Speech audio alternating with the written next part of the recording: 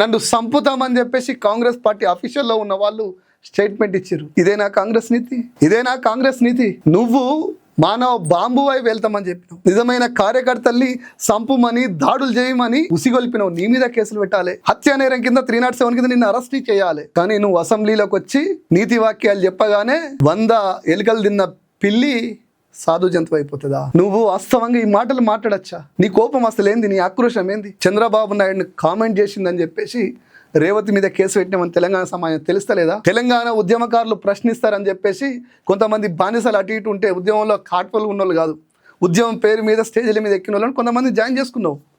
కానీ నిజమైన ఉద్యమకారులు ప్రశ్నిస్తారు, జైలుకు అయినా సిద్ధపడతారు, దెబ్బల్ని భరిస్తారు, కానీ జాతి కోసం నిలబడతారని తెలిసే కదా ఈ డ్రామాలన్నీ ఎత్తుతున్నావు, ఈ డ్రామాలన్నీ ఎత్తుకుంటున్నావు, దొంగేడు పేస్తున్నావు.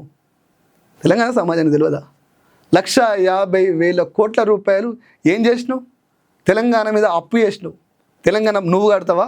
మీ నాయన కడతాడా? నీ బిడ్డ కడతాడా? నీ మన్మడు కడతాడా? తెలంగాణ ప్రజలు కడతారు కదా. గా అప్పు గురించి ప్రశ్నిస్తే నీకు భయం అవుతుంది. ఇన్ని రోజులలో నువ్వు పెట్టిన స్కీమ్ ఏది అని అడిగితే భయం అవుతుంది. కేసీఆర్ ఇచ్చిన స్కీములు ఎటువైనాయి అని చెప్తే భయం అవుతుంది, బాధ అవుతుంది, ఏదో కేసులు పెట్టబుద్ధి అవుతుంది. కొంతమంది అధికారులు పెట్టుకొని ఏ కేసులు పెట్టాలి, వీళ్ళు ఎక్కడ నోరు జారిర్రు, ఇదే కదా నువ్వు చేసేదంతా.